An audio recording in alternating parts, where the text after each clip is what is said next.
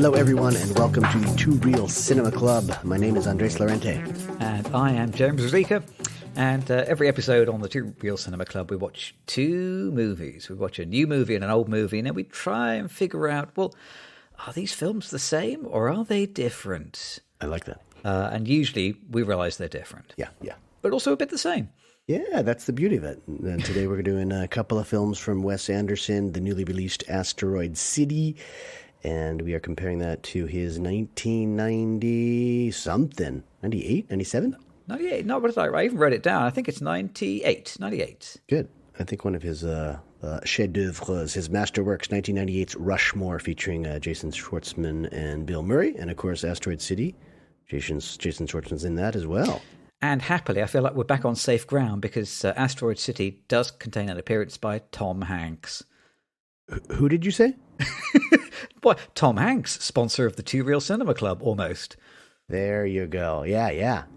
Yeah, for real. He's in this film. There are a lot of other people, so sometimes you might overlook him or forget that he's in there, but he is everybody in the film. is in this film? Yes, you're right. That is to say, Tom Hanks does feature in this film. Are we digging right in, or should we do some social stuff? I think we should do the It'll be polite to do the socials. Let's do the socials. The socials are the ways that you can reach out to the Two Real Cinema Club on Twitter, at Two Real Cinema Club, at twitter.com. On Instagram, or IG, as the kids say, at Two Real Cinema Club, at Instagram.com. You can read the blog at tworealcinemaclub.com and address your emails like the older crowd in our audience out there. You like to write me emails? Thank you. tworealcinemaclub at gmail.com. Whatever you do please let us know what you think. That email address is a great place to tell us your opinion of us, ask questions of us, or we do accept sponsorships directly through the Gmail. It seems to be our best way to get sponsors. And, we could try to sell you a second-hand car using the email as well. It's important to branch out. We're keeping all the opportunities open. Yeah. I feel like I'm like one of the last people on email. I have a Yahoo account, and people were telling me last night that you can't have a Yahoo account anymore because it's definitely considered a baby boomer account or something like that. I was explaining to my children that, like 20 years ago or whatever, Yahoo was like the hottest website in the world. Yeah. Yahoo, that's the future. Yeah, that's where you should cleverly invest. And they'd never heard of Yahoo. They thought I was making it up. Yeah. Or Hotmail's another one. I do have a friend who his professional email address is AOL.com, America Online. Do you remember that? They sent you AOL. The discs, right? Those discs CDs you would get through the post. Yeah, we had hundreds of those. God. So some people are on there. We are not. We're on those aforementioned sites and .com things. Please leave us a review if you can. Find any time and energy, because you can help us help ourselves by giving us appropriate ratings. You can find us on Apple Podcasts, Google Podcasts, Spotify, YouTube. We have that YouTube site, and iHeartRadio, or wherever else you get your podcasts. Jimmy, I'll take a breath. Do you have anything to add to that? I only have. The only thing I have to add is I apologize to all listeners tuning in, hoping for donkey talks, no donkeys. Oh, yeah. In this week's podcast, and no teachers with. Oh, no, actually, no, there are teachers. You're right, there are teachers. I was making my little list here saying, well, all our normal tropes not present this week. But yeah, no, we do have teachers, but no donkeys. At least we got Tom Hanks. You can't have everything in life, but at least we got teachers and Tom Hanks. Who did you say we have? Tom Hanks. On the podcast? Virtually. We do have a teacher. I'm a teacher, and I've got some teacherly comments, too. I should try harder. Exactly. That's about it, actually, yeah. I mentioned to you before we started recording that I think we need a foreword or a prologue, or I should issue a disclaimer. And that is, I have very strong feelings about the Wes Anderson canon. I admit that ultimately I have like Wes envy or Anderson envy. He and I are contemporaries. He's about my age. I think he's a little bit younger, that rascal. I tried to start making films in the 1990s, and he, of course, successfully made films starting in the 1990s. I think we have similar tastes and humors and styles. He's a great dresser. I am not. So there's a difference. But here it is. As a teacher, I should admit that I tend to be harder on my best students because I think they should be able to accept the critique, and I think ultimately they need critique more than hearing, "Oh, you're great, you're great, you're great" all the time. I find it a bit painful to critique Wes Anderson because I am an inferior filmmaker, and I'm unqualified to critique him. But I think I would like him a lot as a person. I think his forgettable films are, and he has a lot of them, are better than 90% of all the other films I see. And I certainly wish I were on this guy's level in terms of the market he has, the niche where he operates. He communicates with a certain audience very well, and that's kind of the audience I'm trying to hit too. And he's working with people that are just tremendous in terms of actors and his production group. I mean, the carpentry on this film is actually one of the most impressive things, I think. So he obviously works with great guys, and I admire the guy. So it sounds a lot like you know that Wes Anderson is going to listen to this podcast, and you're setting him up not to be disappointed when he gets criticism. I want us to still be friends. And I think we will be, because I think, honestly, look, I have to get a lot better to be a good filmmaker. I think he only needs to get a little bit better to be in a place where he could leave absolute cinema classics in his wake.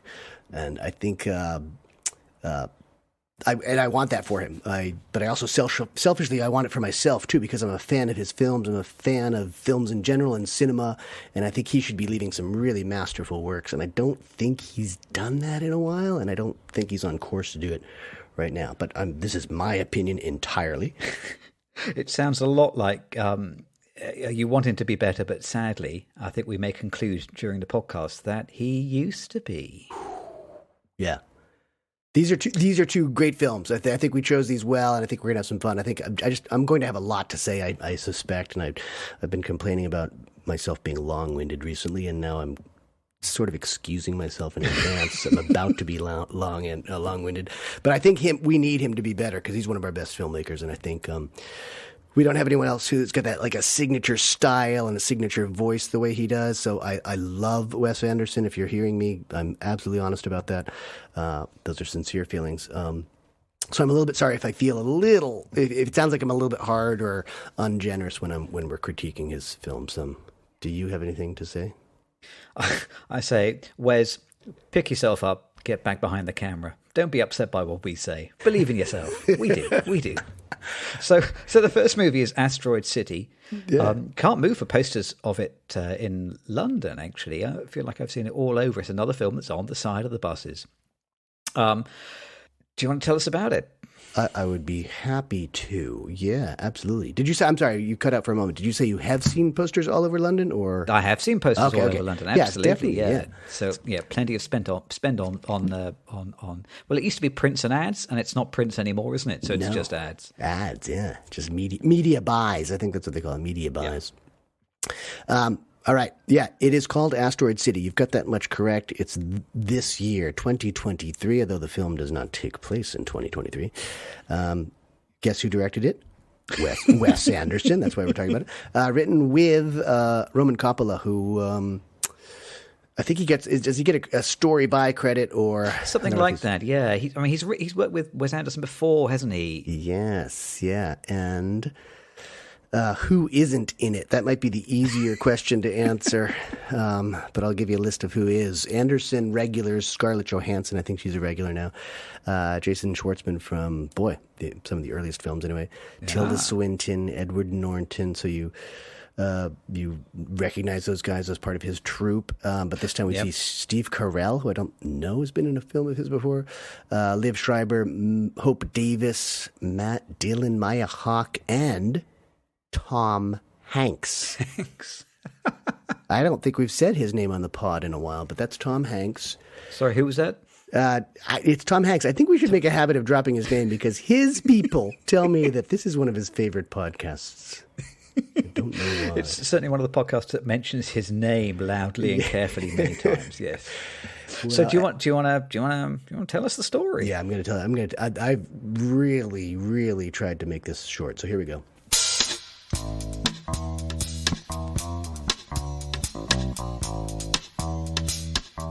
Bryan Cranston.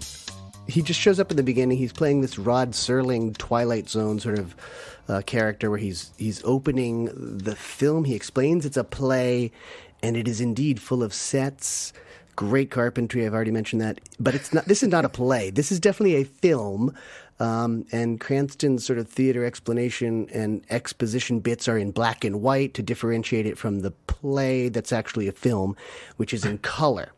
So if you're confused, good. You don't really get unconfused from here on out, but it's a simple confusion. Asteroid. I almost said. Careful now. You heard that. Asteroid City is shot. That was the problem. Is I put that word "shot" after city. It's shot in the classic style of Anderson, with the alarmingly centered action in the center of the frame, dead center, interrupted by these long, precisely timed lateral camera moves that take you to the next bit of alarmingly centered action, and then he sort of repeats that for an hour and 45 minutes. Jason Schwartzman is Augie Steenback. He's a war photographer, recent widow, and his family or his children do not yet know that his wife has died, their mother.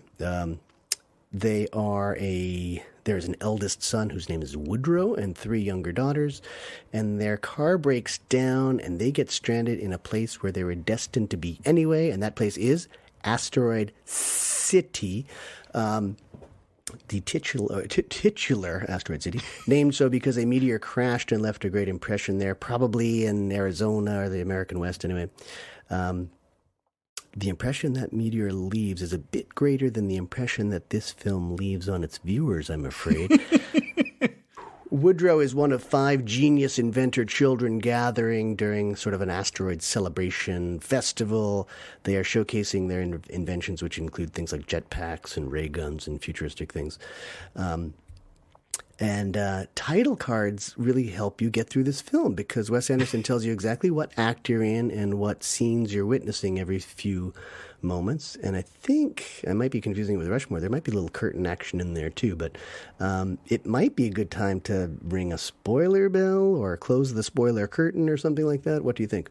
Yeah, let's ring the bell. I spent all this money on the bell. Let's ring the bell. You ready? Yeah. Here it is. Oh, yeah. Ooh, perfect for this film. I think there's a nice sound to it. I think one of my favorite scenes is the first thing to spoil, and that is during the celebration of whatever it is, Asteroid Week, an alien sneaks down from his ship to the meteor depression, right when everything is happening, and in front of everybody's eyes, all these famous actors, he steals back the asteroid and flies away. Did you see, quick spoiler of a spoiler, did you see who is credited as the alien? Oh, no, I don't think I did. So the alien certainly appears to me to be stop-motion animation. Yeah, but at the end of the movie, Jeff Goldblum is credited as the alien. Oh, really? But he appears in some of the black and white exposition stuff too as an actor. Is that it? I thought they were modeling the little stickman figure on Jeff Goldblum, and that's how. Oh, right. I completely missed that. That's clever. Oh, interesting. I don't know. It's one of my favorite moments in the film. He's probably my favorite character. He doesn't say anything. He just acts. It's just action. It's not dialogue, I liked him as a character. Now, Augie, the Jason Schwartzman's character, because he's a war photographer, he has no trouble snapping and developing a beautiful photo of the alien, which doesn't get too much attention thereafter because it's 1955 or something, so you can't just pop it on the internet and start the conspiracies. And it's also a Wes Anderson film with other non-news and non-story to report. So that's sort of left to fly in the wind or fly on the little line of photographs that he's developing. The entire community that's sort of formed in this desert town is sequestered as the government sort of attempts to cover up the alien's visit. Schwartzman begins to fall in love with Scarlett Johansson's character. It's a film actress named Midge Campbell. The genius kids who've arrived to show their inventions, they sort of manage to alert the rest of the world to what's going on in this remote asteroid city. And then by the end of the film, the alien returns the asteroid. He comes back and decides he doesn't want the asteroid anymore. I'm not sure why he wanted it in the first place or anything like that, but I don't know that that's the point of the film. So I'll probably leave it off right there, and we can go into some more details as we as we play it out. I mean, eventually the sort of town just sort of disappears, and I think Jason Schwartzman's character Augie ends up sort of getting the phone number for the famous actress Scarlett Johansson. So you're sort of tempted that there's some sort of relationship to follow. Maybe that's going to be in the next film. I doubt it. So, do you want to start things off? Maybe, or was there what was your favorite scene in the film? I think I'd be interested to know that, because there were two moments that I thought really, really stood out. I've already told you one of them, which is just the first coming of the alien. I thought was great. So I chuckled my way through a lot of this film, because I think a lot of it is actually really very funny. There's some nice understated comedy. The only gag that I actually wrote down in my notebook is when Augie is confronted by his very small children, after he's told them that their mother has died. Yeah. And they ask him, "Are you planning to abandon us?" And his response is to say, which is like a great gag. It's beautifully set up, and it's it really made me chuckle. There are a bunch of really good gags, and I enjoyed this film from start to finish. Oh, good. It was a pleasure to watch, a pleasure to look at. Good. But I think, like you, I felt like, the end result, I came away from the film, I'd most of it left my brain. It was a little bit like the alien coming down, taking the meteorite and then returning it again, leaving us back more or less where we started. Yeah. I feel it's the same with this film as well. It ends up all being a little bit inconsequential. Yeah. And that's a kind of a bit of a mistake when you're, I think, making a film about potentially tremendously dramatic events. Yeah, I never feel these days that I walk away from a Wes Anderson film changed in any way, or I just don't think about them after they've passed. And maybe that's the point of his films. This is all eye candy to me. And my wife came up with this metaphor of, I don't know how you pronounce this in England. Is it fondant or fondant? Fondant. Right? I'm sure it's fondant. I'm sure it's a French word that we have perverted. I think it's a French word. So you say fondant. But fondant is what you call it in this British country. Yeah, which covers, cakes and things like that. Yeah. Makes them beautiful, absolutely inedible, disgusting, sugary sweet. You couldn't possibly consume it and digest it. But it looks good, and I think that's so much of what this film. I think he's gone so far in that direction that's what this film is, and very little else. So I was asking myself, there's no plant-based meat inside the pie. There are no buns. There are no bones, no guts, no gristle. I would call it fluff. I don't know if you guys have fluff in the UK.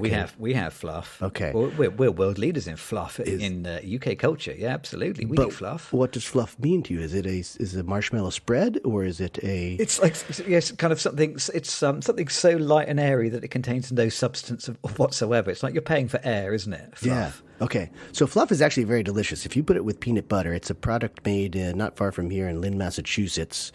Well, there's an actual thing called fluff that you can buy in a tube. Oh my God! And you know what? If you don't have fluff in the UK, you could go into business. You could quit this doctoring thing, and you could heal people with fluff. Fluff. So it's a white, creamy tub of marshmallow that's actually not that bad for you. It's mostly just sugar. And marshmallows. Yeah. But we don't know. Sugar is basically a health food these days. But it's a very sweet spread. It's very sticky, but it's delicious. So I don't want to call his films fluff, because I think you might get the wrong idea, as you sort of did. I mean, you could call it fluff, though. Now, wait a second. I'm detecting a bit of controversy here. So you're telling me that fondant is inedible, but fluff is delicious. You need to make up your mind. Fluff is delicious. Well, fluff is not fondant. But that's for sure. They even begin with the same letter. You sure fluff isn't a kind of fondant in a tube? I think fluff can sustain you. You can survive on fluff. You can't survive on fondant. But I think that fondant does describe Wes Anderson's work pretty well. It's very stylized, right? And there's not a lot of substance. Ultimately, it sort of comes down to something that I really dislike about American culture in general right now, is that we're very much about our surface. We're very much about the form of things, but not the function of things. And it's like inedible eye candy. I think that's what he's kind of putting on screen. And he does it beautifully. He's a fantastic filmmaker, makes great images, but they're fondanty. I mean, there's more to making a film than great images, isn't there? Yes. I mean, I'm ever so glad that we had to talk about this film, because it was only afterwards, and I had to think, well, what am I going to say about this? Yeah. I had to try and pass the story in my mind. And the more I thought about it, the more I realised this is a terrific setup. Yeah. It's like a bottle episode, isn't it? It's a bottle story. You get a bunch of ill-matched strangers, and you put them all together at a remote location, then something dramatic happens, and they all get penned in together for a week. It's like it's a pressure cooker. They have to confront themselves and each other. Yes. Truths are learned. Yep. Tremendously exciting. That's how it would make a brilliant play, that kind of setup. Oh my God, all these disparate people, geniuses and military people, and there's a photographer and an actor and all sorts of kind of crazy people are here, and they witness this Close Encounters style event, the arrival of an alien. Incredible. Yeah. But in this case, by the time it got to the end of the movie, I pretty much forgot that that's what happened. Yeah. Are any of the characters changed by the experience? What actually happens? Who learns what? Yeah. These people, they're forced to stay there for a week by the military, but they don't really seem to mind. Yep. And then they let go, and they don't really seem to mind that. Yeah. These events kind of happen to them, but they don't really particularly cause any of the events. And at the end, they sort of slightly drift away. And the most dramatic thing to have occurred is someone has left their phone number. Yeah. It feels like if you were to pitch that story to somebody, you can see all the drama, and yet the drama has somehow evaporated like fluff before it made it onto the screen. Ooh, fluff. Fluff. That makes it sound delicious, though. I'm going to have to look up fluff now. I'm not sure whether it's appetizing or disgusting. It's delicious. If you can find it somewhere in an American store over there or something like that, you should seek it out. Put it with peanut butter. We call it a fluffer nutter. A fluffer nutter when you put peanut butter and fluff together. I mean, it's interesting that you say that, one of the big problems with contemporary culture is that everything is very surface-based. Yeah. Because, the people in this film, they witness this absolutely incredible event. Aliens arrive right in front of them. They manage to take a photograph, and yet all that any of them can think about is just themselves, isn't it? Yeah. There don't seem to be very many moments where characters have an existential crisis, where their view of the universe is changed by this momentous event. Instead, they're kind of basically the same, making some, mildly witty comments to each other. Life carries on. It's the same way, it's an alien has landed, but it might as well have been that, a local boy crashed his bicycle. I mean, that's as much of an effect it has on anybody in the film. And it drags for an hour and 45-minute film. You'd think it'd be pretty crisp and moving along quickly, but I felt inundated with the images, and you're taking these images that he very, very conscientiously puts together for you. And you sort of get lost in it. I never found the story. I assume it was Augie's story, the Jason Schwartzman's character. Yeah, I guess. But you get so many characters, and it's great that he can get all these characters. But they all, regardless of age, gender, they all sort of talk exactly the same way. Right? And there's no characterization or character development that comes out of their language, and it's also buried in this sort of Andersonian expressionism, where their acting is really, really rigid generally, very, very sort of straight. And because he centers the character so often in frame, it feels like very mechanical. And some people do a really good job with it. I think like Edward Norton seems to know how to do it, but generally, they all sound, I don't even know what it was. Is it repressed or suppressed or oppressed? It's all of them together. It's just pressed somehow. And expressionism is kind of a misnomer, because you think it would be very expressive, but no, it's actually this sort of reduction of expression in order to just fit it into this sort of mechanical style. And a lot of his films are really going in that direction. They have for a long time. It's interesting that you talk about like the characterization. There's this, slightly unusual, unique conceit to the film, which is that we see not only the characters in the film, but we also see the same actors playing the actors who are going to play the characters in the film. Yeah. And those scenes where the actors are being themselves, and those scenes where the actors are playing the characters that we watch, are absolutely uniform in tone. Yeah. You would think, surely that's a great moment to have a little bit of playfulness, and it would be fun to turn out, to discover that, the very quiet, contemplative photographer is actually really loud and raucous in real life. Yeah. And that the kind of the enigmatic starlet who wears, dark glasses and it kind of talks so wistfully on screen in the actual play, which is the actual movie, which is the color bits that we actually see. In real life, she's actually, completely different and very garrulous, or maybe extremely depressed. No. Or, here's a chance to play around and let the actors show a bit of range and have some good gags, and yet it all retains exactly the same tone. Yeah. Very good point. That's the thing, is I think he's had 20 years of very consistent tone. It's just always the same tone. Maybe I'm wrong on that, but I just haven't seen much variation. I think they are all the same tone, aren't they? I made a little list here of Wes Anderson tropes, and they all kind of, tone is like the big one, isn't there? But like all of his films, they often have this play within a play. They have troubled families. They have this theme of kind of grief, or a dead mother, something like that. They have these lonely outcasts. They have unlikely friendships. They feature precociously gifted children. And little models, and it's all there in this film, and it's all there in kind of almost all of his films. And these are the things that he likes, and people are quite happy to pay him to go and watch these things that he likes. He's made a career out of him. Well done. Yeah, brilliant.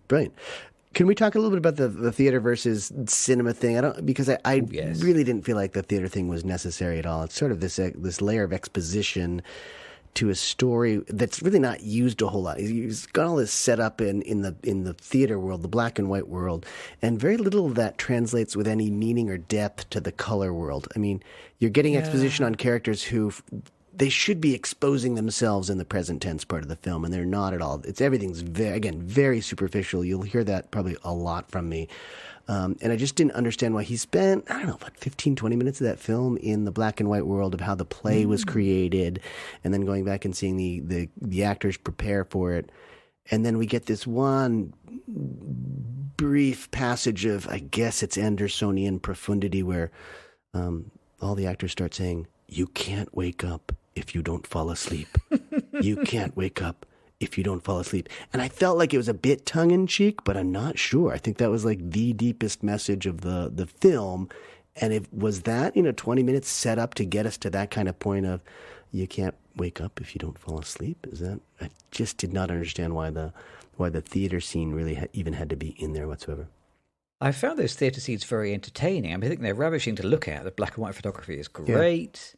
And I find Bryan Cranston, very watchable. Yeah. And there is one comedy moment where he turns up inside the colour film as well, and then has to kind of edge his way back off screen. Yeah, that's right. He's in the wrong scene. Yes. This notion, if you can't wake up if you don't fall asleep, I suppose is supposed to be a paean to kind of dreaming, or just suggesting that we must cherish the dreamers, I suppose, is kind of what he means. But I agree. It feels very heavy-handed and not as clever as it hopes to be. It's supposed to come off. Anyway. And all the characters are just sort of comedy archetypes. I feel like if you or I wrote a script like this, we would very quickly be told off for writing sort of comedy archetypes rather than actual people, isn't it? There's a Marilyn Monroe type. There's an Ernest Hemingway type. Yeah. There's a sort of crazy boffin in a white coat type. Yeah. And they're all entertaining. And the moment you appear on screen, you kind of know what you're getting, and they deliver the thing you expect. But after a filmmaker has had, 30 years of perfecting their craft, is it too much to hope for something with a little bit more depth? It feels like a shame. Absolutely. You've asked the question. And I think you've sort of hinted around the feeling that I had, which is that this is like an inside job. There's an inside job here. It's the whole film features insiders. It's the Coppola family. It's all these famous actors they must not be working at their normal actorly rates, but at scale or something like that. Because I think the whole budget for this film was maybe, is it 25 million to 50 million, somewhere in there. It's not, you'd think if you were paying huge talent a lot of money, you'd be spending a lot more on actors. But obviously he can get people because it's a film community. I did read a snippet of an interview, I think with Scarlett Johansson, about the making of the film. Yeah. Where she was kind of saying, everyone gets paid the same. Yeah. Which I'm guessing is kind of scale. And also, I don't think he has a specific call sheet. So everybody turns up and everybody puts on their costume in the morning. Yeah. And then everybody just kind of mills around and chats, and you don't know whether you're going to do your scene or not that day. And it's like one big kind of happy family, and they all eat together and they all stay in the same hotel together. I think it's probably a blast making these films. It's probably great fun. No, I agree with you there. Wes Anderson must be someone who's enjoyable to work with because everybody is happy to work with him for scale. Yeah. As I said, I think I would like the guy. I like him as a concept. I think he's too comfortable, though. I think he can always get a film made, so he doesn't have to show the script to too many people. I don't think he's always going to get great actors. He's always going to get nice reviews, but he's totally in his comfort zone, and as a result, the films are just too comfortable. And I don't think it helps him anymore. I think he needs to get someone else's scripts or really take a better look at his stories.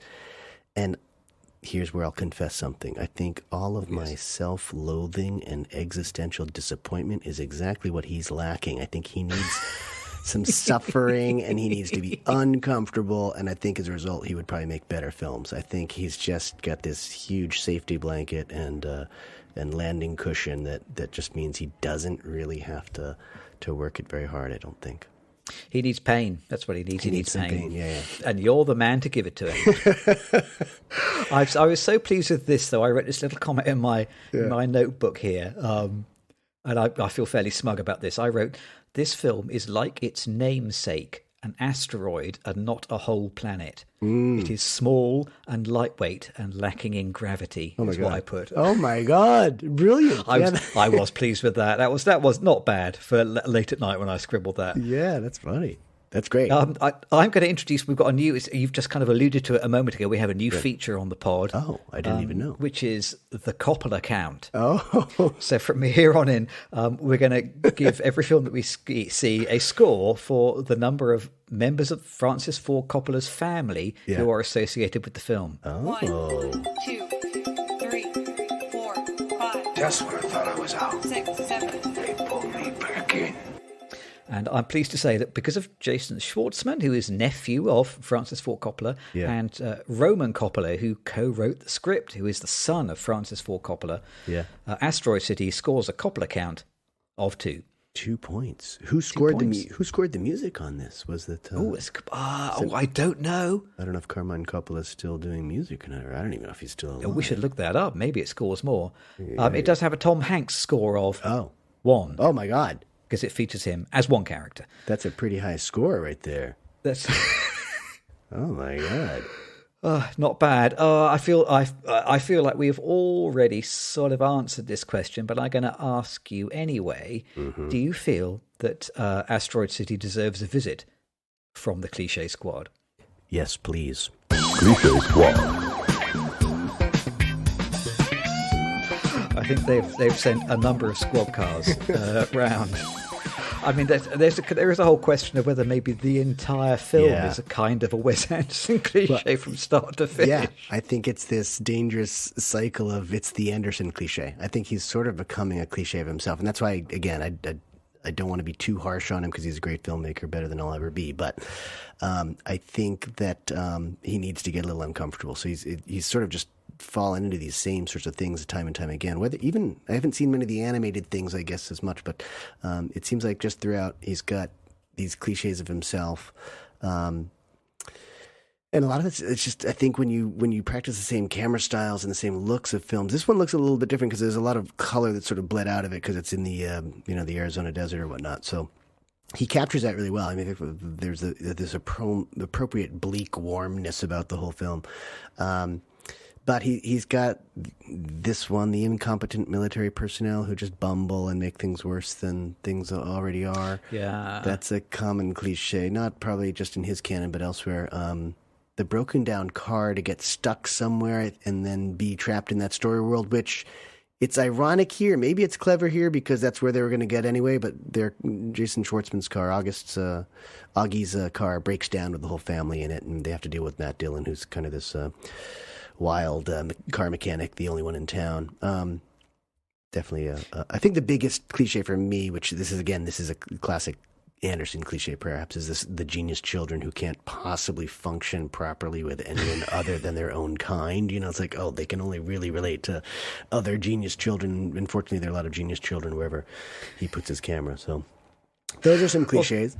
Well, There was one other which I kind of accounted in my notebook, which is you see far too often, which is an attractive woman appears with sunglasses, then takes them off and she has a black eye. Oh, yeah, that's right. This is like a very, very easy shorthand. I feel like I've seen this many times before. It's to the extent that any woman who appears on screen with sunglasses, it feels like it's a good 65% chance that this is the next story beat that we're going to see. Yeah. Which I feel bad like you, because I think Wes Anderson is definitely an auteur. We should be trying to nurture this kind of individualistic, interesting talent. So it feels small-minded and mean-spirited to tell him off a bit, but we're going to anyway. Shall we have a break? Yeah. Let's have a break, recharge our batteries, and then we'll come back and talk about Rushmore.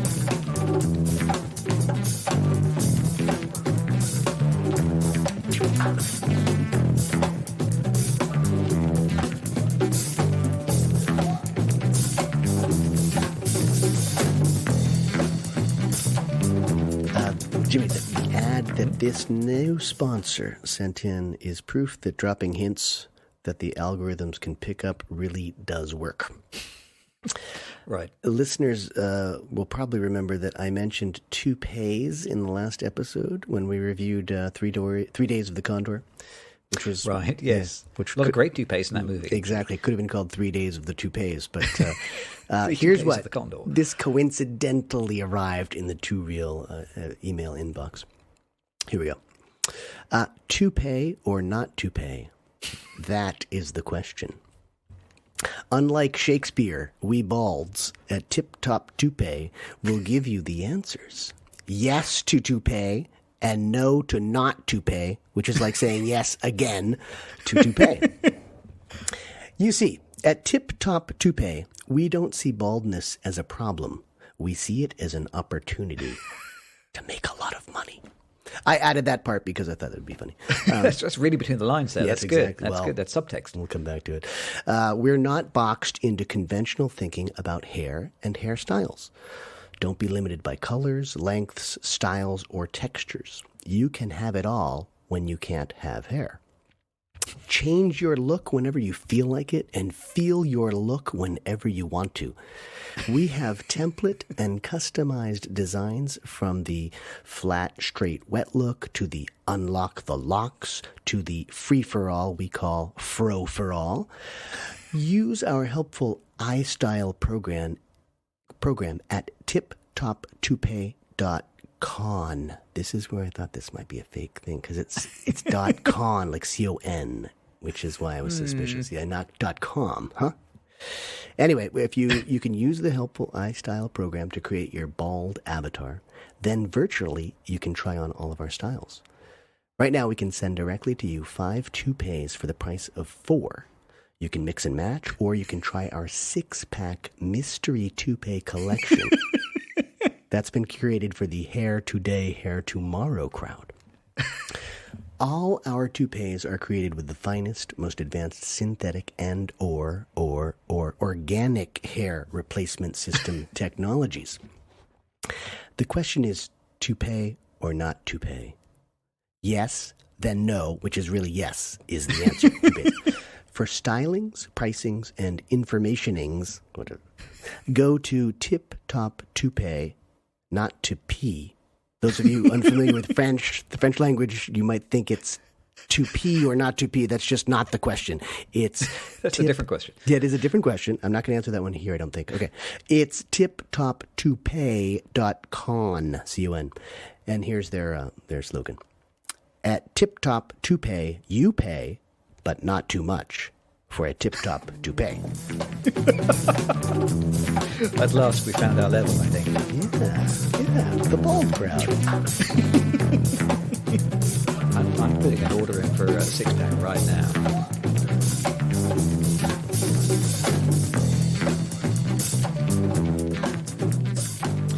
And we are back. Here I am nestling my headphones back over my new toupee. I've never looked so much like Elvis. We're going to talk about Rushmore, Wes Anderson's sophomore movie. We had a long discussion a couple of weeks about exactly what sophomore means and how to pronounce it. So I'm pretty sure I've got that right now. Rushmore from 1998. Now, did you see this film when it was first out? I did, yes. Yeah, or certainly soon thereafter, yeah. Yeah, I did as well. I remember really enjoying this film when it first came Yeah. out. And this was, long before Wes Anderson was a sort of, like a living meme. Yeah. Yeah. And I must have mentioned it before. The gag that appears in this movie about "Oh, are scrubs? Oh, are they?" is a well-used gag in our house, repeated very often. But it's funny to go back to it, actually, watching the poster, because the poster is not the one that I remember when the film first came out. It's strangely kind of misleading. It's a picture of Jason Schwartzman kind of punching in his fist in the air, looking like Che Guevara. It's just some kind of socialist uprising, or like a private school rebellion, a little bit like If, that Malcolm McDowell film, which is not what it's like at all. Yeah. So this was his second feature. So originally I thought this was his first feature, and you corrected me. His first ever feature was the super low budget Bottle Rocket. Yeah. Starring the Wilson brothers. Yes. Who were kind of buddies of Wes Anderson, and this was their route into kind of mainstream Hollywood stardom. Yeah. So this is his second film. It was made for between $9 and $10 million, if you believe what they say online. Yeah. It took between $17 and $19 million, so made its money back and then some. Not so much. And this was the start of his glittering career. I don't think he's really had a duff film or a film that hasn't made money since. Yeah. Well, and why did we choose this? I forget who chose this one, and why did this person choose this film? Do you have any other questions for me, counsel? I chose it, and I think I mostly chose it because that OR Scrubs. Gag. You didn't choose it because you thought it would be the perfect pairing with Asteroid City. But it's, it's difficult to compare Asteroid City to any other film which is not by Wes Anderson, isn't it? Probably. Because when we discussed what we might compare it to, I think one of the other possibilities that came up was Close Encounters. Oh, yeah. And maybe Close Encounters would be an interesting film to compare with Asteroid City. But I think because Wes Anderson is, such an artistic force. I mean, I'm sure you must have seen that with on YouTube. Over the last 6 months, there's been like a bit of a trend of people doing pretend remakes of well-known films as if they were made by Wes Anderson. Oh no, I don't think I've seen it. Using sort of AI image generation. Oh wow! So I feel like I can't turn to YouTube without seeing some wag saying, "Oh, Batman by Wes Anderson, Star Wars by Wes Anderson, Superman but by Wes Anderson." And the fact that he has such a familiar, recognizable style that you can simply paste it onto any other film on any other genre and get some great gags. Yeah, suggests that really these films can only be compared to themselves. Yeah, and I do think for me that's a problem. I think it's just it's too much sameness. It's sameness. But they paired well together. I thought it was brilliant in the sense that they were. I suppose you're right. Most Wes Anderson films are going to work really well as counterparts for comparison. But these two worked really well, and I think it's because they're at what we consider now, his most recent film, certainly not the end of his career, but Rushmore, I definitely figure to be like the first true feature in a sense. Like what Bottle Rocket was definitely a feature film, no question about it. But it was based on a short film, which was probably a lot tighter. And, I think there's that tendency to sort of expand your first short film. And I think you've probably written things like this too, where you've got a short film and then you could expand it if you ever got money to make a bigger film. I think very often those first features end up being a little light or a little bare to the bone. So, in some ways, I consider this his first film, and I loved this film when it came out, and I loved going back and seeing it again. Yeah, I loved it again this time. Well done to you, by the way, for saying that. The process of lengthening a short film is expansion and not padding out, which is what I think most people would call it. I remember being asked by a director. This is like a long time ago, and I was kind of pitching around for work, and a guy had basically a 2-page script, and he was saying, "You could pad this out to 20 minutes." I was saying, the word is not. The word you're looking for is develop, not pad out. Ultimately, it makes a lot more sense to actually write your feature and then be forced to write the short from that. I think that's a better way of doing it. Like that's compression or something like that. Compression. Yeah. Sadly, though, you know that if you did that, the short version would be so much better. Yeah, exactly. It's rare that shorter is not better. Yeah. So, well, tell you what. Yeah. Shall I tell you the story? Please do.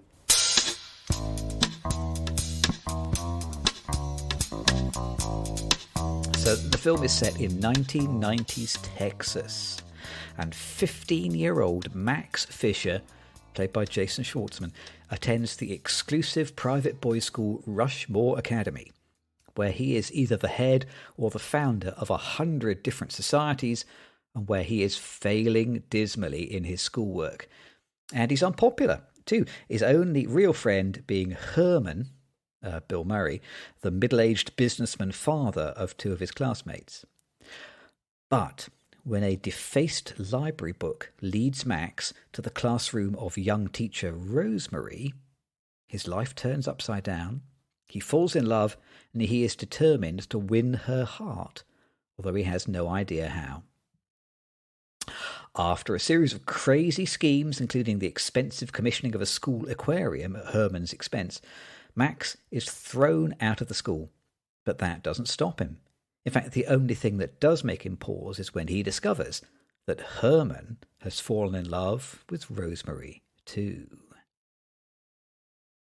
And once again, I feel like I should say, dun, dun, dun. Actually, I'm going to find a jingle that does that, I think. Because that would be good. That always comes at the end of all of my synopses. The ellipsis. The ellipsis is built right in. So I enjoyed this at the time. I enjoyed it going back to it. Did you enjoy it this time round?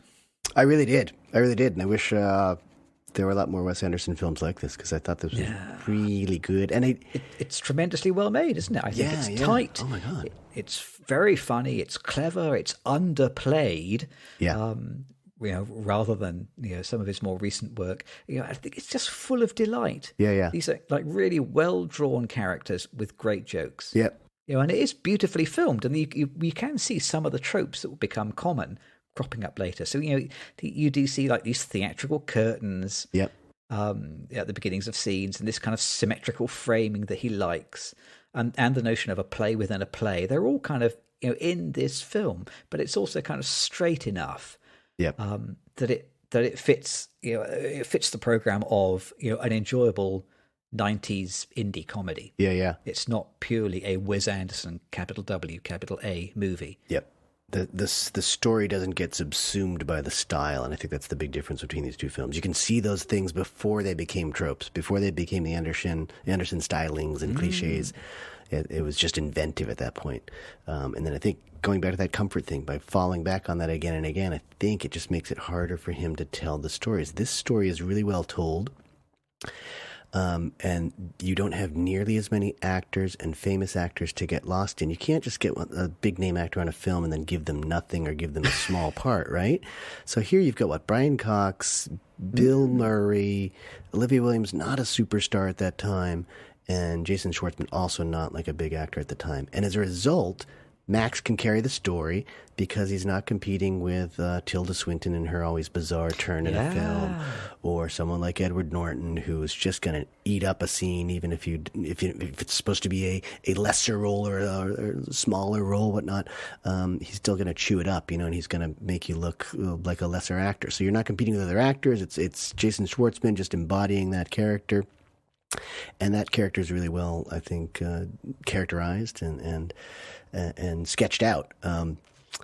And this is also really tight in terms of the writing. I wrote this note to myself. Yeah. I wrote a note to myself, hey, Owen, do you want to write a 90-page script?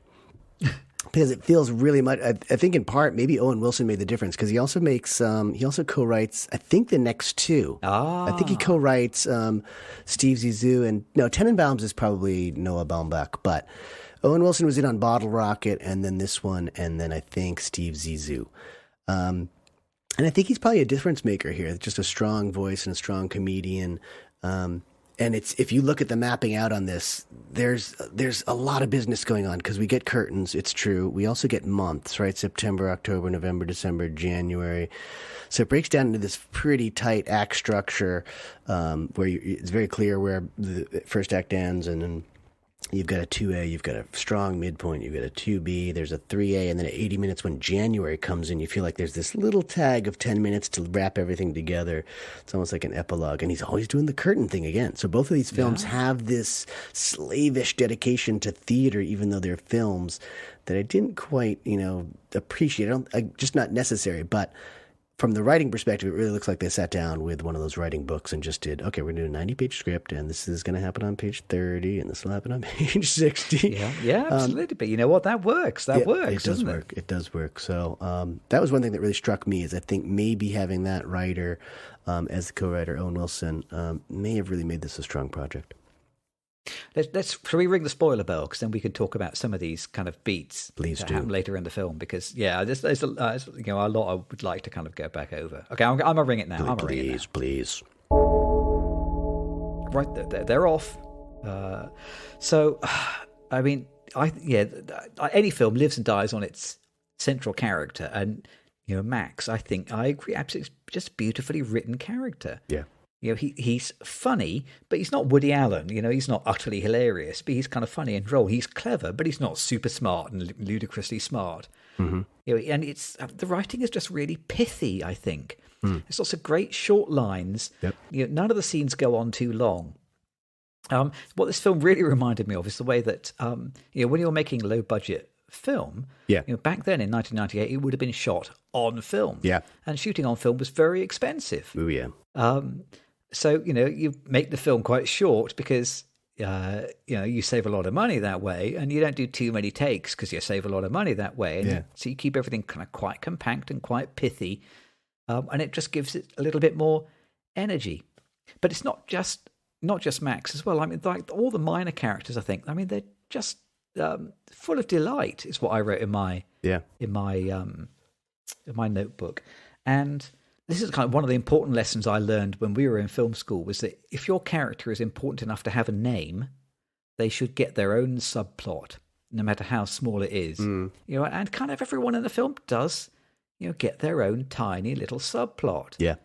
So, like Bert Seymour Cassell, who is Max's dad, he's only in a few scenes. Yeah. But he gets his own tiny little subplot because he's a little bit sort of blue, and he's still mourning the death of his wife from 10 or 8 years earlier. Yeah.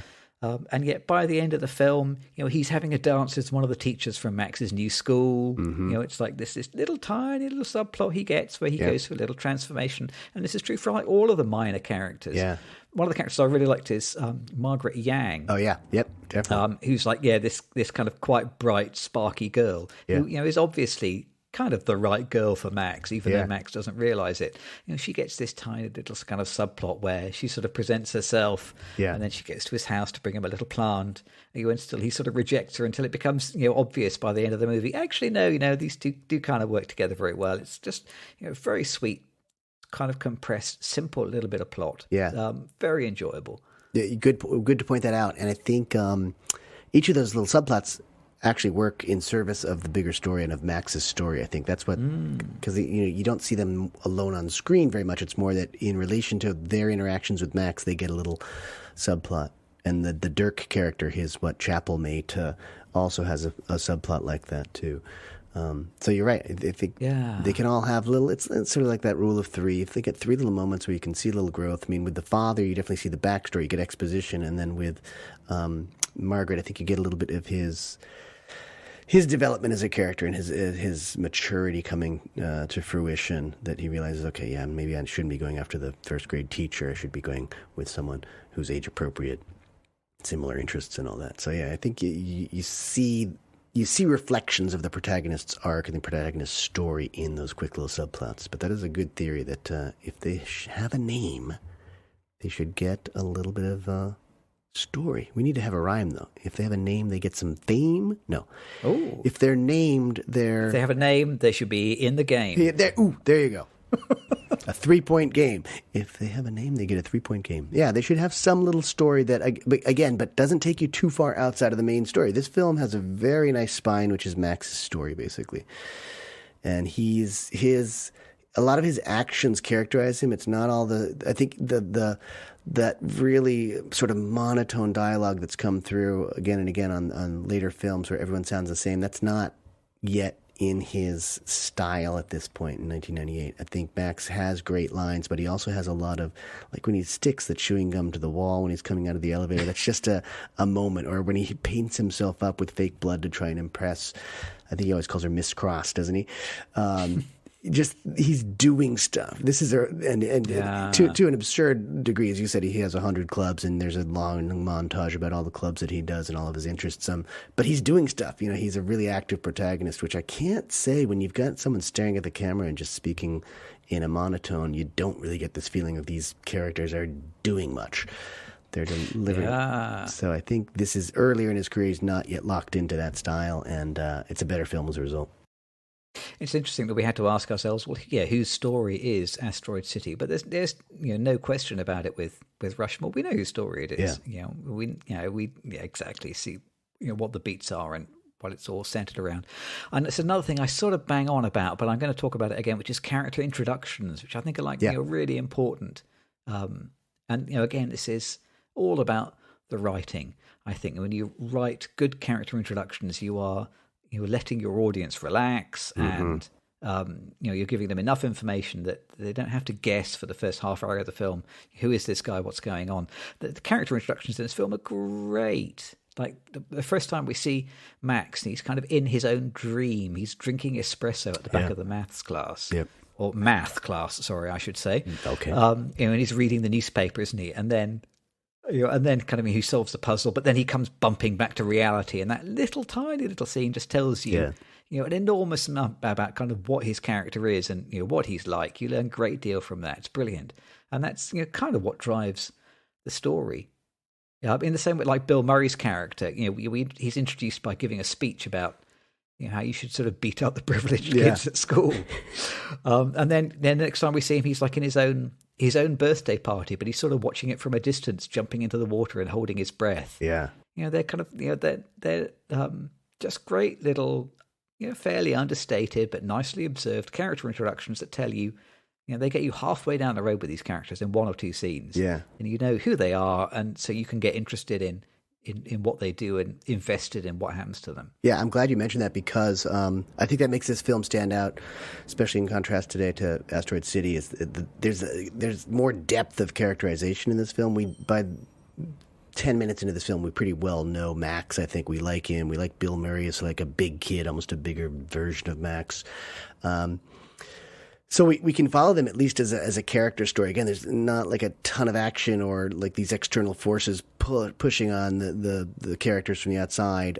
But they're great character studies ultimately. And Anderson he's actually great at these quirky little fast characterizations where he puts a beret on someone or a funny accent or a mustache. But in the later films, that's kind of what you get. And then it's just really short. That's it. It's complete, but it's sort of ephemerally complete, if you will. It's like he gets it fast, it's on the screen, but then it's sort of forgotten about because it just feels like every other Wes Anderson character at this point. But he's brilliant at it. He can do it in a second. You're right.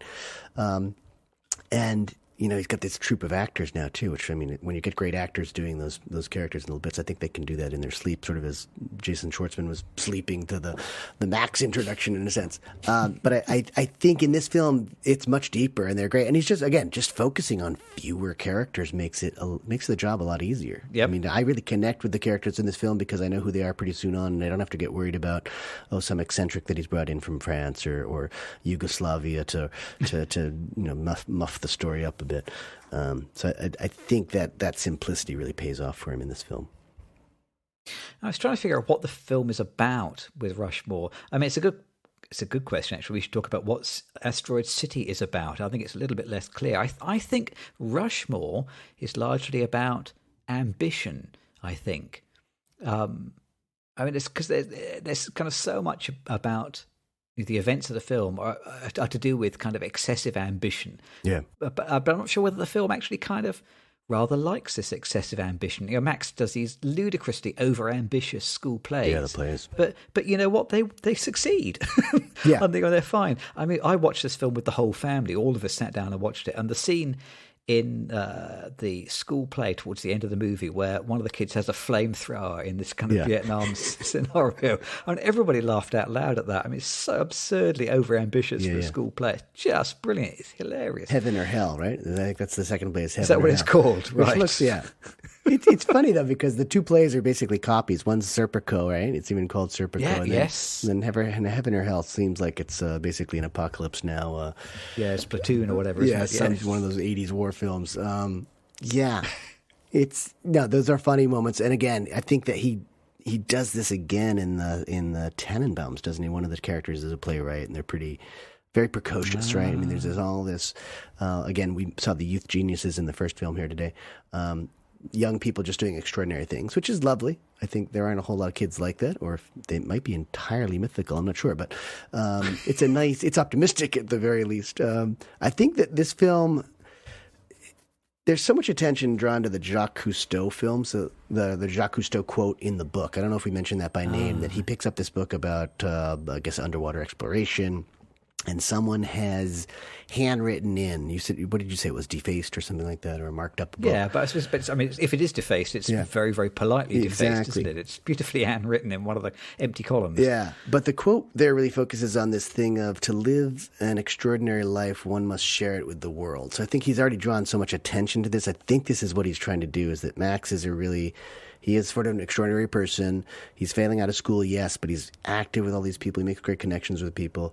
And I guess he's sharing his gifts with the world. But it also almost felt a little bit like a Steve Zissou setup because of the Jacques Cousteau themes. And the Owen Wilson. They were already probably writing this script, or had already written this script by the time they made Rushmore, that I felt like it almost felt like a setup for the film. So I was thinking back over Wes Anderson films and thinking about, does he do this? Does he sort of recycle a character, or recycle a theme or a bit or something like that? But So you're saying it's a little bit like the Joker making a cameo at the end of Batman. Yes. They're just setting up another movie. That's all they're doing. A little setup, and I'll go back to that insiderism, I guess. It just feels like there's a lot of, and this is something that I don't respond so well to, is like there's a lot of insider stuff in the world of Wes Anderson, I think. I think it's kind of an impenetrable world in some ways. There's not a lot of diversity in the storytelling and in the style, as we've said, but they're also just these same names and same people have their hands in it again and again. And I think it's hard to do something radically new or get out of your comfort zone and do something different or really, really, I don't know, precious somehow, or something just valuable if you're just doing the same thing again and again. But again, this film is not that, because it's one of the early ones, and it's not as insidery, but it's got the beginnings of the insiderism there. I was really pleased to see that a school film that's literally not structured around the shape of the school year. Having mentioned it the other week. Oh, fantastic. Yeah. I was kind of expecting the film to curl all the way around from September to July. And it doesn't. It finishes in sort of January, doesn't it? Yeah. Just great. Brilliant. Well done. That's good. That's that's the cliche squad call evaded for this week. Well done. I think I was dreading the exact same thing. I wrote down, how many months is this? Because I had forgotten in 25 years or whatever. So, yeah, I was very pleased to see that it was not quite the whole school year, but I was still puzzled just to see what the dedication to the curtains and the theater stuff is. I don't get that yet, I don't think. I did end up coming to the end of the film and asking, this film's very enjoyable, but is it still slightly too fey? Is it too coy? Is it too mannered? Yes. Is it too clever? Yes. It's treading that line, isn't it, I think? Yeah. I agree. I think, and the ending is a bit too tidy as a result. Everyone sort of pairs up at the very end. So there's almost too much resolution. He's got the film at 80 minutes, as I said before, and then the Heaven and Hell piece is nice, and he brings Bloom and Cross sort of together, but he also brings all these other characters together, which I guess is, again, that if it's that Cousteau theme, you're sharing the extraordinary life, which he doesn't really do in the first play that we see, the Serpico, when Luke Wilson's character comes in as a potential love interest with Miss Cross. He's not in the sharing mood at all, but by the end, you do see the character arc because he's really sharing this work. the last line I wasn't really that happy with, where she says, "I'm sorry I hurt you," and he says, "I didn't get hurt that bad." Just seemed a little on the nose, I guess, but because I think he's bruised, or has he been punched right there? Or is that the first play? But because he's just been in one of his plays, he's probably got blood or oil stains all over him or whatever it is. And then he says, "I didn't get hurt that bad." It was a little bit too. I think mannered is probably the best word that you had there. But mannered is like, it's mannered with a lowercase m in this film, whereas the later films are kind of mannered, but all in caps. Yes. Underlined and italicized. That is a good distinction, yeah. I will say I laughed at this one more. I think sometimes I don't have time to laugh in his films because there are a lot of funny visual setups that it's almost having too much thrown out at you at once. So it's hard to focus on the visual and what people are saying in terms of the sense that he's really pushing things at you all the time, which is great. And as a result, you get more laughs because you've just tried to get a laugh more often. But this time I didn't feel like I was always looking at stuff. I could really appreciate what people were saying because I don't think some of the stylistic things have consumed him as much at this point in his career, where he's always got to have a pretty image, or there's going to be something in the background or some writing on the wall or something that divides your attention a little bit. It's really nice to just focus on the funny parts and have a little moment to actually laugh at the funny parts. Which you don't get. And there's some great things. I said the gum on the wall outside the elevator is just a classic image in slow motion, or Dirk spitting on the hood of Bill Murray's car. They're just these great characterization things that are just so out of nowhere that they end up being very, very, very funny. And I think one thing I would mention is montages. Like, he does montages very, very well. He draws a lot of attention to them, either with big music or slow motion, but he does them very well. And there are a lot of montages. It seems like each act of this film sort of ends with some sort of montage that takes you into the next one, and it's usually with a pretty well-known song. They're good. He does them very well. He crams a lot in. There's a lot in this. We talked about the other one being an hour and 40 minutes or 45 minutes and feeling like it was dragging. This one's about an hour and a half. And honestly, probably could have made it even shorter, but it just moves really pretty briskly, I thought. It is brisk. The one, I thought there were almost too many potential confrontation scenes with Max and Bloom. It's like because those are the two characters that are really at war, we see them getting into encounters maybe a bit too often. It seems like there were too many of those. But again, it's just a short film. So I think maybe that because there are all these chances for them to either make up or deepen the war between them, it felt a little busy in that way. But it almost goes into Looney Tunes territory, doesn't it? Exactly. It's almost like kind of the rivalry when he cuts down the tree, hoping that it will fall on. Yeah. On Harold. That's kind of, we're kind of, almost in that kind of slightly crazy territory, but almost, but not quite. Yeah. He pulls it back, I think. There's some great sort of economical filmmaking. I must have talked about this before. I remember John Carpenter on the director's commentary for The Thing explaining that this is low budget filmmaking. You dolly in and then you dolly out, and there's quite a few scenes where it feels like you dolly in, you have a bit of action, and then you dolly out, and that's the scene. And it was you filmed it quick without very many setups because that's a quick, cheap way to do it. I really like the scene where Max fakes a bicycle accident and then climbs up a ladder to Olivia Colman's bedroom window. Mm-hmm. And that scene, it almost feels like that is dolly in, dolly out. I mean, there are more setups than that, but it's very tightly, simply filmed in this one small little space. They've captured it quick, and it really pays off. It's a lovely little scene that retains its energy. It's there's a lot of great scenes like that. Oh, I agree. I agree. We should quickly do the Coppola count. Oh, yeah. 1, 2, 3, 4, 5. Just when I thought I was out. 6, 7. They pulled me back in. Jason Schwartzman he is the stepson of Talia Shire, Francis Ford Coppola's sister. Is that right? I thought he was her son. Is it stepson? I think it might. I might have to do some research here. I think it might be that he is the son of the man that she then went on to marry. Okay. But I'd not her son. But I still think, Francis then counts as his uncle, nonetheless. So it gives Rushmore a Coppola count of 1. 1. Oh, just the one. Oh, boy. Just the one, as far as I'm aware. But I'm sorry to say it has a Tom Hanks count of 0. Oh, my God, 0. So it's amazing that we like that more than Asteroid City because it scores one less Tom Hanks. Well, How did that happen? And just 1 point to 3 points for Asteroid City. Total points. Yeah, yes, that's right. Yeah, 1 against 3. So that proves with maths that Asteroid City is actually 3 times better than Rushmore. Oh, my God. We've been talking up the wrong tree. I'm glad we have the maths to back us up. Let's quickly play my favourite game, Who Am I? Who am I? I've actually prepared an answer this week. So have I. Very good. Who's going to go first then? Shall I go first? You want to go first? You should go first. I will go first. Which is that, obviously, I am Margaret Yang, who is like the nice girl of Chinese descent, who is obviously the right girl for Max.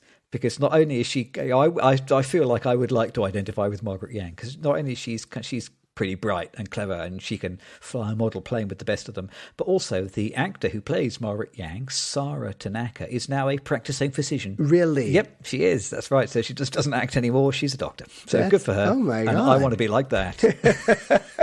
That's fantastic. There is also a degree of Herman Bloom about me as well, I think, when Bill Murray is so good at being morose and cynical and in need of a haircut. And sometimes that is exactly the guy I see in the mirror on a Thursday morning, morose, cynical, and in need of a haircut. Oh my! Who were you in these movies?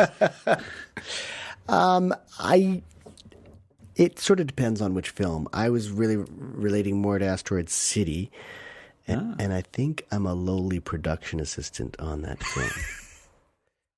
And I think I'm on the side, sort of cringing a little bit and whispering, saying, Wes, get out of your comfort zone.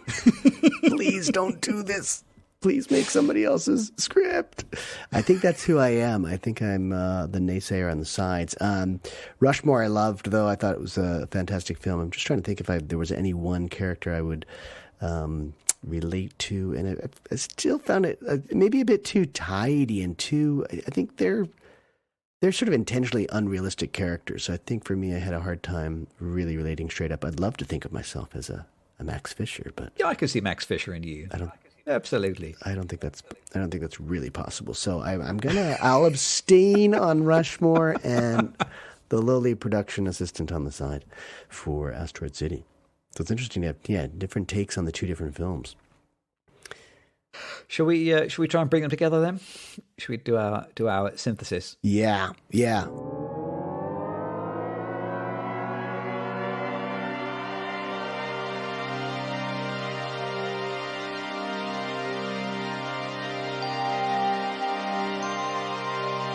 I want to start my synthesis with a couple of quotes from the films that I thought sort of talked about both films beautifully.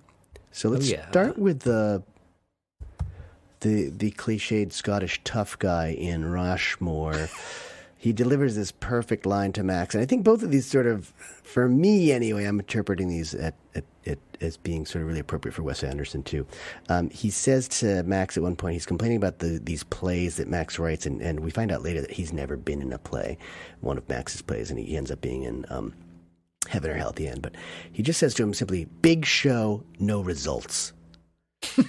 And I like that. I really felt like, okay, yeah, that's kind of, there's a theme there. We both talked about the various themes there in terms of Rushmore, but I think that might be a theme that's going to sort of underline a couple of these other films too. But in Asteroid City, the one moment I think I loved the most, there was the alien song, which I adored. The Maya Hawks is this teacher who's brought a group on a field trip to Asteroid City, and one of the kids has written a song for the for the alien, which is just fantastic.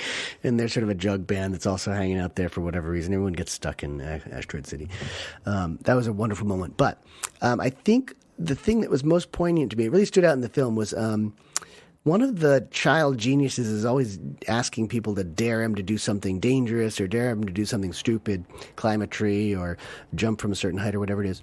And then finally, I think it's Liv Schreiber who plays his father, and Steve Carell, they ask him, "Why do you dare so often?" And this was the most poignant moment in the film for me. And he says, because I'm afraid that no one will notice me, that I won't exist. And it's the single most solid bit of just emotional self-awareness. And I think that's, for me, again, I thought, like, with a Wes Anderson film, I'm looking at this, look what I can do. And it happens again and again. And I just feel like we notice you, man. You do exist. We just need a better film that's going to exist after I've left the movie theater. And I think with Rushmore, too, it's a great little trifle, I guess. You're just taking it and you're enjoying it at the moment. But it doesn't stick with you, right? There's nothing to digest. And I think, those two quotes, I would just start by talking about those two quotes. For me, those two things just jumped off the screen and into my head. It's something that I can take away from these two films. I wrote in my notes, under the little heading of synthesis, I wrote, "These are both Wes Anderson films." Undoubtedly. And you hand it to him. He's got a style. You know that those are those films, and you know that everyone who's spoofing him is spoofing him. So yeah, he's got a signature. But it's like, so Rushmore is like Wes Anderson before, all these things from Wes Anderson films became memes. Yeah. It's like, Rushmore is like, it's a film. It has like an identity and it has a style. But those aren't, the only things that make up Rushmore. It's sort of wider and deeper, isn't it? Whereas Asteroid City is like, it feels like, the memes memeing themselves somehow. It's like a parody of itself, isn't it? It's Wes Anderson frozen between two mirrors is what I wrote on my little notes here, kind of amplifying himself to infinity. He's done a bunch of advertising, hasn't he? Hasn't he done ads for American Express, something like that? The American Express ad, it's classic. Jason Schwartzman is in it. Yeah, that's a fantastic ad. Asteroid City almost felt like a pitch for more lucrative advertising. Really, rather than a movie that stands on its own. I mean, I don't know, I've kind of said this several times that I should be more patient with a director who has a clear style and they're a proper auteur. He's resisted being generic. So I'm being a bit uncharitable. Yeah. But, like you, if we have recognized that here is someone with talent, we are willing them to use their talent to the very best of their ability. Yeah. Yeah. And as I said at the beginning, I want that selfishly. I definitely want Wes Anderson to make great films, but I also just want great films from him because he is such a unique force. And as I said, I think he's making the kinds of films I would love to make, and he's successful. So I wish him more success. But I think it's just he might be approaching complacency at some point because he knows he's going to get great actors, so he can just put anything on screen that he wants. And I think the writing between these two films is really different, I think. So he's got Roman Coppola on Asteroid City. Yep. He's written Rushmore with Owen Anderson?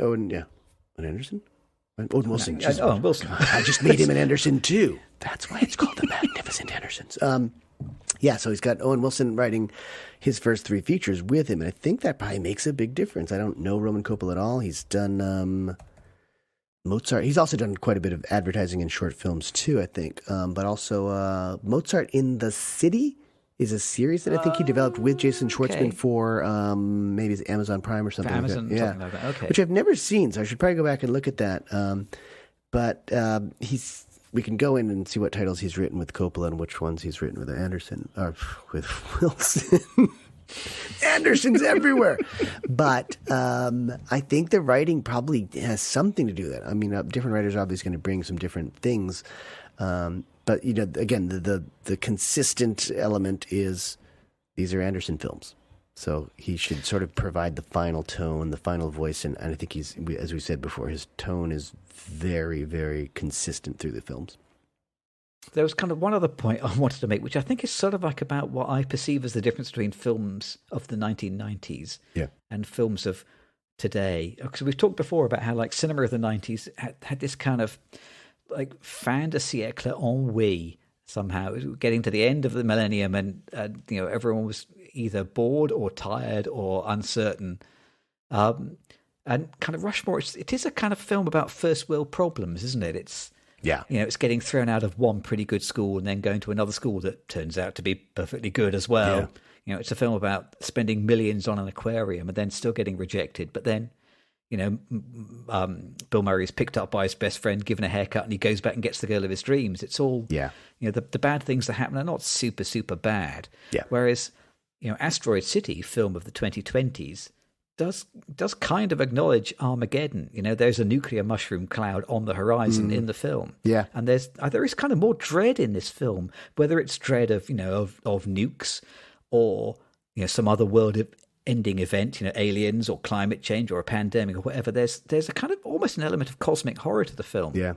Although it's buried under this kind of avalanche of fondant. Yes, the fun. So we have got aliens and messages from outer space, and there's death rays, and chaos is just around the corner, and there's this kind of recurring scene of like this shootout between some cops and robbers that passes through the town, in and out. Yeah, and it's like the first thing the characters see when they arrive, and it's still happening. At the end of the film when they're preparing to leave. Yeah, almost as if this notion that chaos is present just under the surface.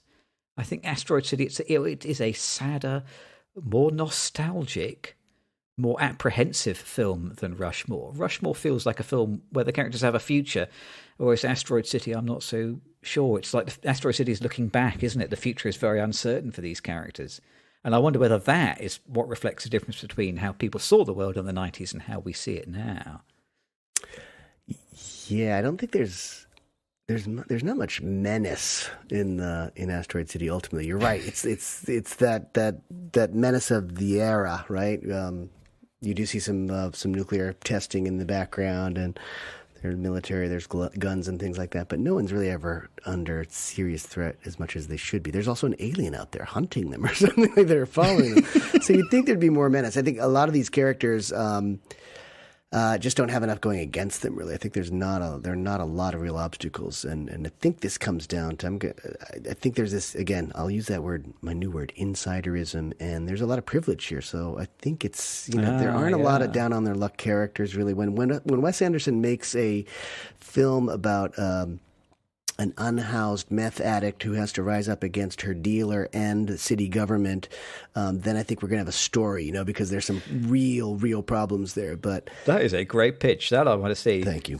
He's probably not interested in that film, and that's another writer. But I think that's the difference between making a film that's going to last beyond the time that I'm actually in the movie theater. I think that's again my big takeaway is that I did a little extra thinking on these films because I knew that I wanted to prepare something semi-intelligent for the podcast. But honestly, when I see a Wes Anderson film, I enjoyed it for that time, and maybe he's being generous. Like, you don't have to waste more time in your life on my films. You just see them in the theater, and then you never think about them again. And maybe you enjoy the fluff, and then somehow it just evaporates in your gut. Precisely. For a moment there, I thought you were about to frame Asteroid City as Wes Anderson's remake of The Predator. I was going to say, that's the film I would like to see. Yeah, I do think he should step out of the comfort zone and then make something. I've probably made that clear many times on this podcast, so I won't say it again. But I just did say it again. Make something outside the comfort zone. Maybe if you repeat it often enough, then it'll come up. Eventually, the algorithm will pick up on it, just as it does on Tom Hanks. Well, we have just got time to talk about what else is playing at this theatre.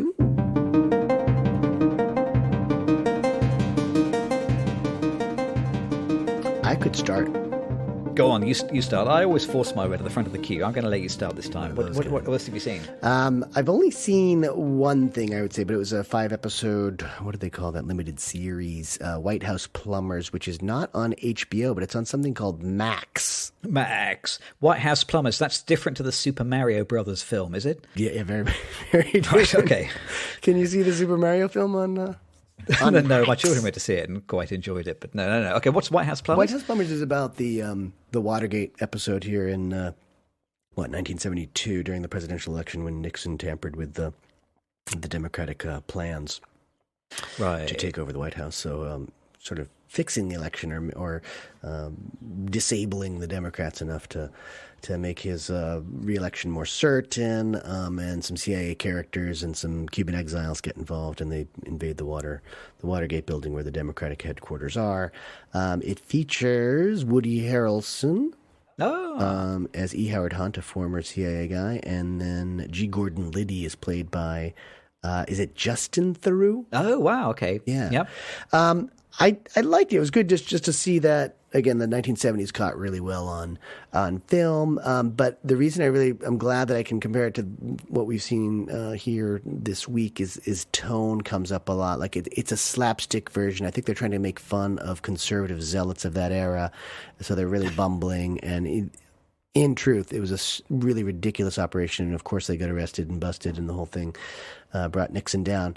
But as a result, like there's some really intense emotional scenes that are, this is real life stuff. It's taken from the headlines, the historical headlines. So whenever there's a really emotional scene, it doesn't play seriously, which is a problem. So it's just so slapstick. It's quite funny, and they make these guys who I detest historically as bumbling idiots, which is great. But it's almost too slapstick. But that was the tone they chose, and they stuck with it, and I applaud them for it. And it's about 5 hours total of television, but it was worth it. So I do recommend it. I don't know where you find it. There's something called Max, which used to be, I think, it's funny because I can still sign in where it says HBO something, but for whatever reason, they've decided to rebrand this thing as Max. So I think it may possibly appear under the Sky banner in the UK, I suspect. So if it's available anywhere, it'll probably be there. Okay. But I don't know. It's a complicated web of international distribution. So what you're saying is basically it's Watergate as a sitcom. As a really slapstick sitcom. Yeah. Yep. How about you? What have you watched? We've also only watched kind of one film worth reporting on, which is Diary of a Wimpy Kid, The Long Haul. So every time my daughter goes away on scout camp, it's just kind of us with my son here, and we've been working our way through Diary of a Wimpy Kid movies. This is the fourth one. Okay. And they have a completely new cast, and this one is, I'm sad to say, not a patch on the previous films. Like the previous 3 Diary of a Wimpy Kid films were kind of like Curb Your Enthusiasm for middle schoolers. Whereas this new one was kind of unsubtle and plodding and kind of full of toilet humor and just not really very good. And everybody in the family kind of recognised this is not as good as the other ones. Notable for 2 reasons. The main character's mum is played by Alicia Silverstone. Oh. And we were kind of saying all the way through the film, who is that? I recognise, who is that? Who is that? And then when her name came up at the end, we realised, whoa, it's who it was. Nice to see her on screen again. But the main reason I'm mentioning is because one of the other stars is Chris Coppola. 1, 2, 3, 4, 5, Just when I thought I was out, 6, 7. they pulled me back in. Giving the film a Coppola count of 1. So it's impossible to see a film that has not been touched somehow by Francis That Ford is Coppola. great. I'm trying to family. think. Now I'm thinking if White House Plumbers has any Coppola account whatsoever. I'll go to the IMDb. Yeah, he must have been involved somehow. Next time. Yeah. So we are going to be running away from enormous rolling rocks. Yeah. We're going to go and see Indiana Jones and the Dial of Destiny and compare that to the OG Raiders of the Lost Ark. Yeah. So I'm really looking forward to those. I think we'll see. I'm looking forward to watching Raiders yet again. The Dial of Destiny, I feel ambivalent about, but maybe we'll come back with happy news. Yeah. That would be love to be pleasantly surprised there. Let's see. Don't hold your breath. Okay.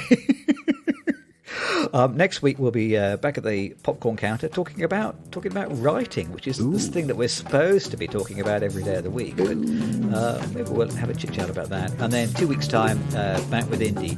Thank you for joining us as always. We will see you next time. Thank you, everyone. Bye.